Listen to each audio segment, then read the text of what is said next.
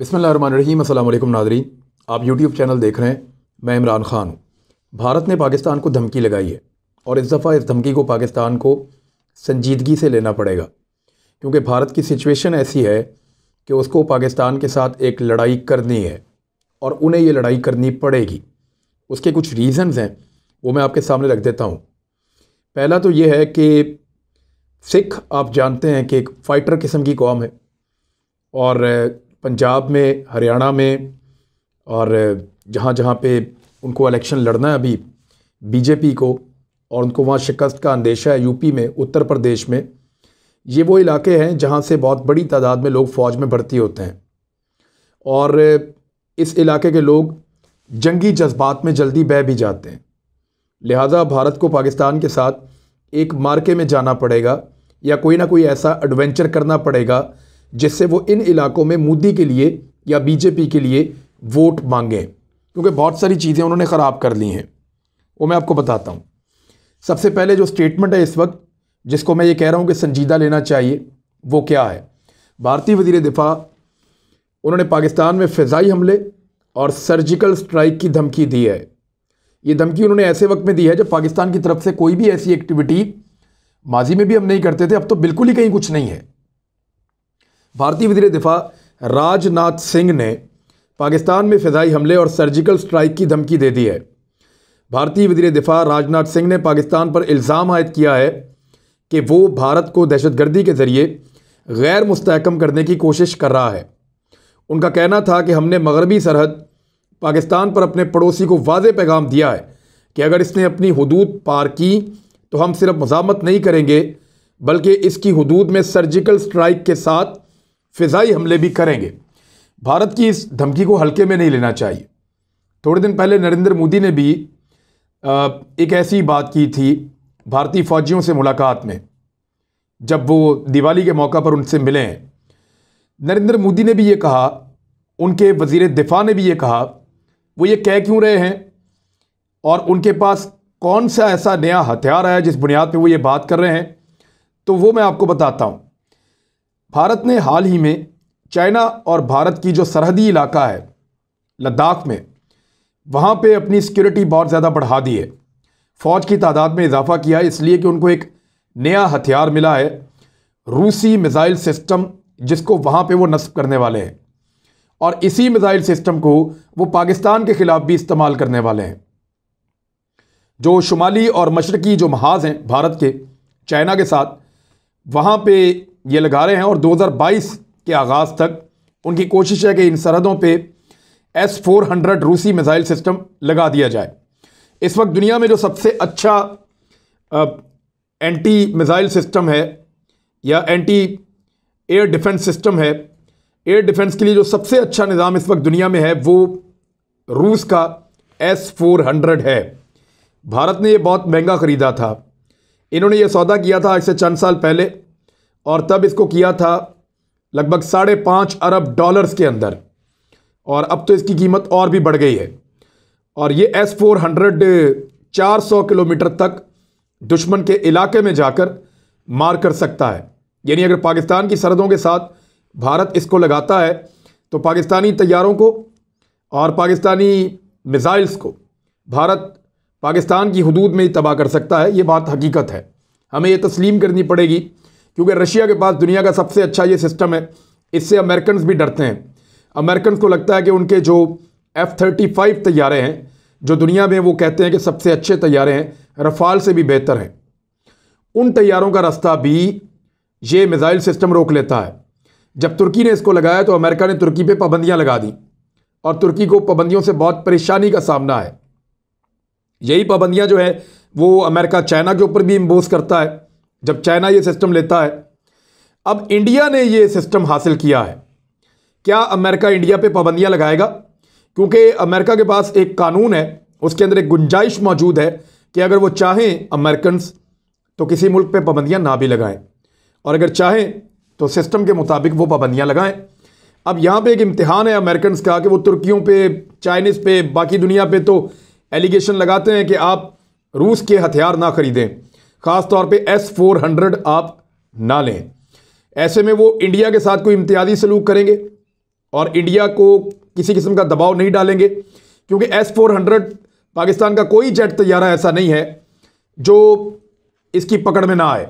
ये वाकई बड़ा शानदार मिसाइल सिस्टम है जिसको सरहद पे इंडिया नस्ब करने जा रहा है अगले साल तक। अब उसके अंदर कॉन्फिडेंस बहुत ज़्यादा होगा इंडिया में। यानी इंडिया ने पहले एरियल स्ट्राइक की, पाकिस्तान ने उनके तैयारे गिरा दिए, सर्जिकल स्ट्राइक की, पाकिस्तान ने उनको फेंटी लगाई। लेकिन इस मरतबा अगर वो इस किस्म का कोई एडवेंचर करेंगे, अगर तो वो अपने तैयारे लेकर आते हैं तो हमारे तैयारे उनका मुकाबला करने के लिए हर वक्त तैयार हैं। लेकिन हम जिस तरह से पहले कश्मीर में घुसे थे, अब दोबारा अगर पाकिस्तान ये करेगा तो रास्ते में ये एक रुकावट मौजूद होगी जिसको S-400 हम कहते हैं। पाकिस्तान की फ़ौज भी हाथ पे हाथ रख के नहीं बैठेगी, मुझे पता है, क्योंकि इंडिया के मुताबिक ही पाकिस्तान हमेशा अपनी तैयारी करता है। इस हथियार को कैसे टैकल करना है, लाजमन उनके पास कोई ना कोई स्ट्रेटजी होगी और वक्त आने पे ये पता भी चल जाएगा इंशाल्लाह। क्योंकि हमारे पड़ोस के अंदर अफ़गानिस्तान में दुनिया की सबसे तगड़ी फ़ौजें हैं, दुनिया की सबसे कमज़ोर फ़ौज से मार खा के गई हैं, और वहाँ सब ये इल्ज़ाम लगाते हैं कि पाकिस्तान की फ़ौज या इंटेलिजेंस अगर मौजूद ना होती तो कभी भी ऐसा ना होता। और पाकिस्तान ने उस बला को, दहशतगर्दी को शिकस्त दी है जिसको दुनिया में कोई भी शिकस्त नहीं दे सका है। तो पाकिस्तान की फ़ौज को बहुत स्टडी करना पड़ेगा इंडिया को अगर उनको एक मार्का लड़ना है। लेकिन भारत एक रिस्क अब लेगा और ये वो कर सकता है। उसका रीज़न है कि कुछ इलाकों में बीजेपी को शिकस्त हो रही है, नरेंद्र मोदी की मकबूलियत बहुत कम हुई है, महंगाई ने उसको बहुत बुरी तरह मुतासर किया है, वो अपने लोगों के लिए पैकेजेस भी अनाउंस नहीं कर सका, उसको एक बड़ी खौफनाक शिकस्त का सामना करना पड़ा है नरेंद्र मोदी को, जो ज़राअत के हवाले से वो 3 कवानीन लेकर आया था उनको वापस करने की सूरत में। वहाँ किसान जश्न मना रहे हैं, जो वहाँ लोग मौजूद हैं, सिख कम्युनिटी, वो जश्न मना रहे हैं नरेंद्र मोदी को शिकस्त देकर। खालिस्तान रेफरेंडम आगे से आगे बढ़ता चला जा रहा है। यानी अब ये जेनेवा में जाएगा 10 दिसंबर को, 1 महीने से भी कम वक्त रह गया है। लगभग 20 दिन के बाद 10 दिसंबर को जेनेवा में वोटिंग होगी, सिख फॉर जस्टिस तंजीम करवाएगी खालिस्तान रेफरेंडम के सिलसिले में। यूरोप भर से जो सिख कम्युनिटी के लोग हैं वो आएंगे और आकर वहां वोट डालेंगे। हज़ारों वोट डलने की तवक्को की जा रही है। और ये 10 दिसंबर को जेनेवा में इसलिए किया जा रहा है कि इंसानी हकूक़ का एक दिन है और उसके मसावात का जो एक थीम है उसके साथ जोड़ के सिख ये कर रहे हैं। तो प्लानिंग के साथ आगे बढ़ रहे हैं। पहले लंदन, अब जेनेवा, और फिर वो जाएंगे कनाडा में, फिर अमेरिका में जाएंगे, और आखिर में वो यही रेफरेंडम भारत में करवाने का इरादा रखते हैं। ये एक बहुत बड़ा प्रेशर है नरेंद्र मोदी और भारत के ऊपर। इस प्रेशर से निकलने के लिए, या जितने भी प्रेशर उनके ऊपर आ रहे हैं, यानी मकबूजा कश्मीर के अंदर आज़ादी के नारे पहले से ज़्यादा ज़ोरदार आवाज़ में लग रहे हैं। वो लगातार नौजवानों को और लोगों को शहीद कर रहे हैं। इसके बावजूद कश्मीरी आज़ादी के लिए एक नई लहर उठा चुके हैं। और जो शख्स या जो मीडिया ग्रुप नरेंद्र मोदी का साथ देता था आज मुंह छुपाता नजर आ रहा है, उनको शिकस्त हुई है। यानी कंगना रनावत ने तो यहां तक कहा था ये तो खालिस्तानी है, इनको तो मार दो। और वो नाम लेती थी इंदिरा गांधी का, वो नाम लेती थी उन लीडर्स का जिन्होंने सिखों के ऊपर बहुत ज़्यादा जुल्म किया, जिन्होंने गोल्डन टेम्पल का वाकया किया। वो ये कहती थी कि इनको निशाने इबरत बनाओ, इनको मारो, ये खालिस्तानी है, ये जालिम है। वो इस तरह के नारे लगा रही थी कंगना रनावत। अब कंगना के ऊपर जो है वो वापस बहुत ज़बरदस्त किस्म की बौछार हुई है एहतजाज की, और ट्रोल किया जा रहा है उसको बहुत ज़्यादा कि ये पागल औरत है, इसको पागल खाने में भेजे। जिन कवानीन को ये डिफेंड करती रही है वो कवानीन नरेंद्र मोदी ने खुद गलत करार देते हुए ख़त्म करने का फैसला कर लिया और ऐलान भी कर लिया है, जो 29 नवंबर को इसी महीने हो जाएंगे। तो जो शिकस्त पे शिकस्त हो रही है नरेंद्र मोदी को, अब वो पॉलिटिकली अपने आप को बचाने के लिए, अगले इंतखाबात में कामयाबी के लिए उनको एक लड़ाई लड़नी है।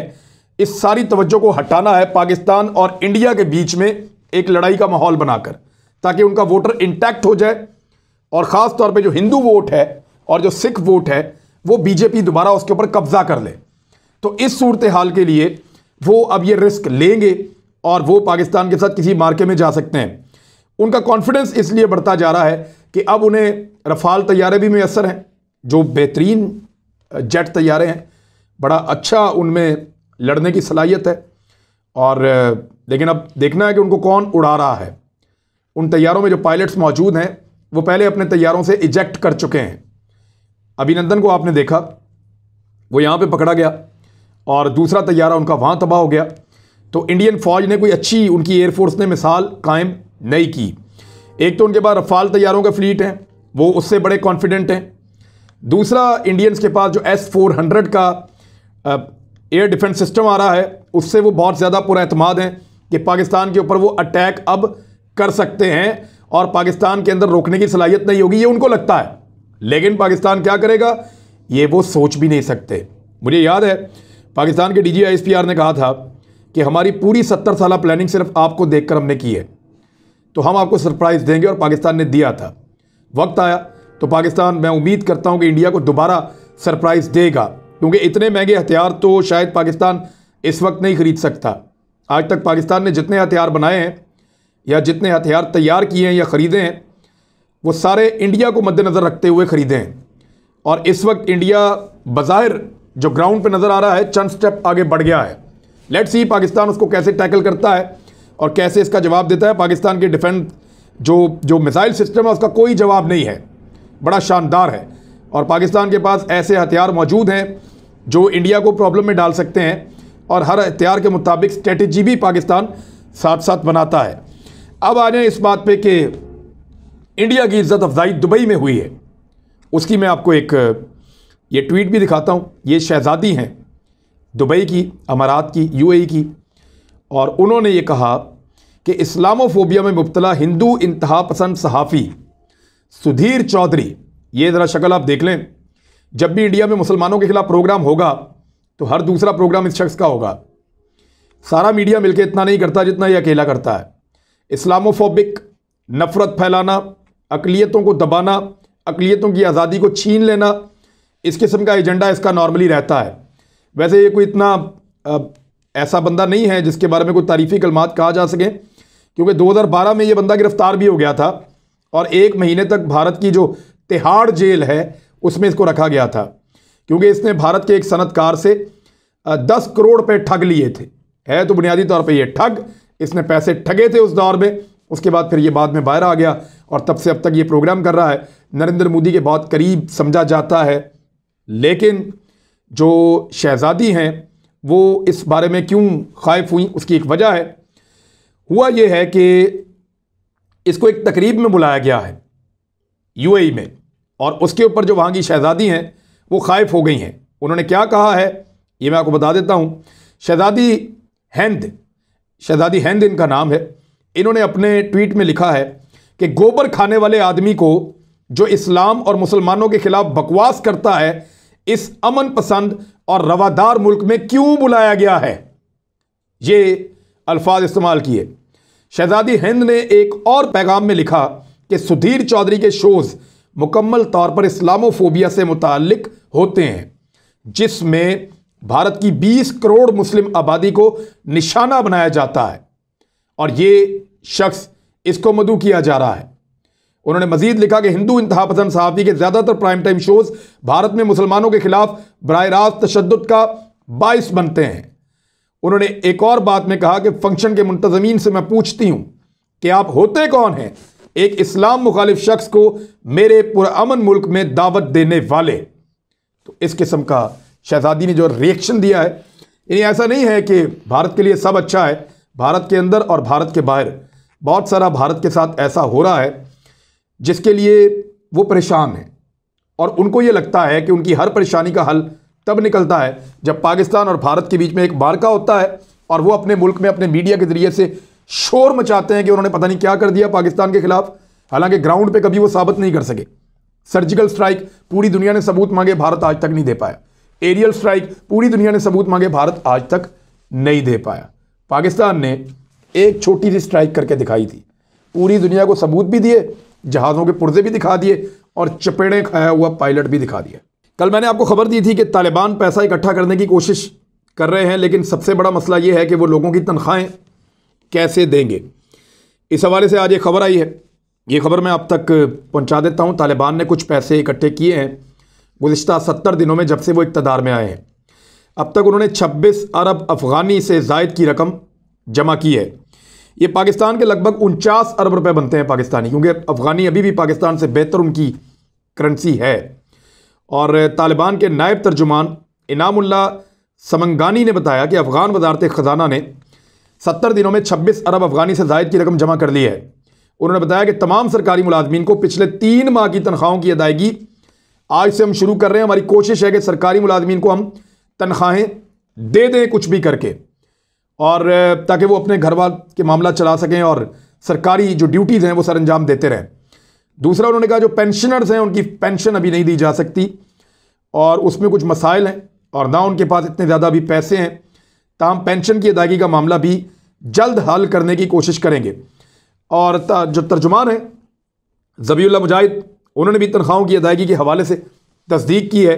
तो तालिबान अपना पेट काट के कुछ ना कुछ करके, कुछ पाकिस्तान उनकी बहुत ज़्यादा मदद कर रहा है। पाकिस्तान ने बहुत सारे ट्रक्स भेजे हैं दवाइयों के, वहाँ पे कैंप्स लगाए हैं डॉक्टर्स के, वहाँ पे पाकिस्तान ने बहुत ज़्यादा खिदमात दी हैं इस वक्त अफ़गानिस्तान में। तो पाकिस्तान ही सबसे आगे बढ़ के मदद कर रहा है इस वक्त अपने मजबूर अफ़गानों की, और आलमी ज़मीर आपको पता है सो रहा है, लेकिन अफ़गान कुछ ना कुछ करके अपनी ज़िंदगी का और अपनी हुकूमत का पहिया घसीट रहे हैं। और दुनिया के लिए ये एक वाज़ेह पैगाम है कि कैसे अमेरिका ने अपनी ताकत का बेदरेग इस्तेमाल किया, अपने पैसे का बेदरेग इस्तेमाल किया इंसानों को तबाह करने के लिए, लेकिन इंसानों को बचाने के लिए, उनकी बका के लिए, उनके ज़िंदा रहने के हक़ के लिए वो उनका अपना पैसा उनको वापस देने के लिए तैयार नहीं है। अब तक के लिए इतना ही। अपना ख्याल रखिएगा, अपने इस चैनल का भी। अल्लाह हाफ़िज़।